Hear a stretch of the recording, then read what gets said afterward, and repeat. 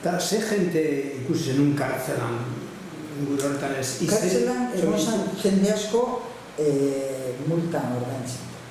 Kontatu agur bat zer zan Bermeoko multa?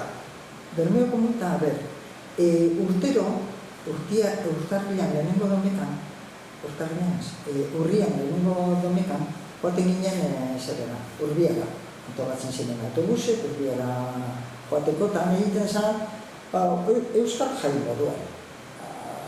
Gauza poli bat, baina ja azken urtetan hasi tontor baten ikurrina ikintzen. Badokat argazki bat ikurrina gazan.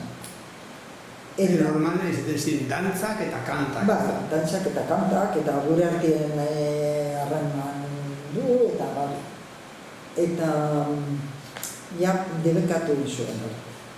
Orduan, sakabandatu ginen, batzuk joan ziren Bermeora, gu jo ginen oinatira, nio mendiz, Elorrizora nio autobusez, baina gero mendiz oinatira nio.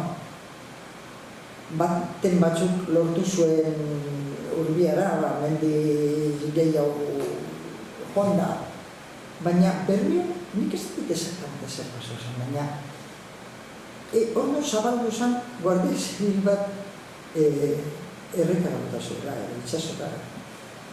Ez dakit bat izango gazan da, ordu Bermeo, claro, Bermeo kaiola moduko bat da, ez teko urterarik.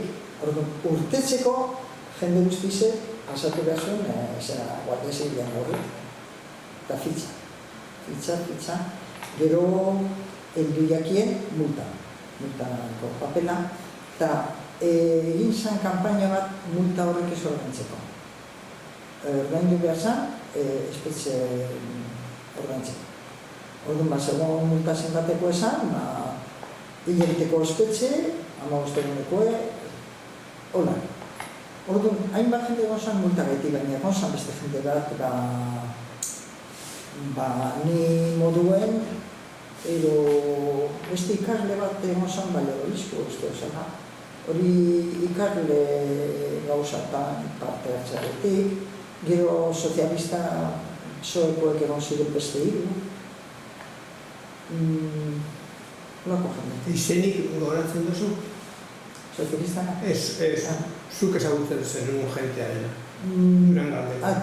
Durangaldekoak multa, bai, Bego Alberti, arratearak izan, gero mutilen lekoen, beste batzuk, guztiz aparte gauzan. Mutilek eta neskak bakutxak ere leko.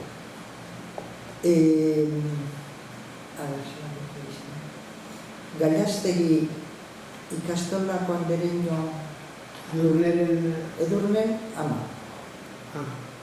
Maria Bilbao? Bai uste Bilbao setular izan. Maria Bilbao. Maria Bilbao oso salada. Hori mataderoko beste bat, izan azto gogoratzen.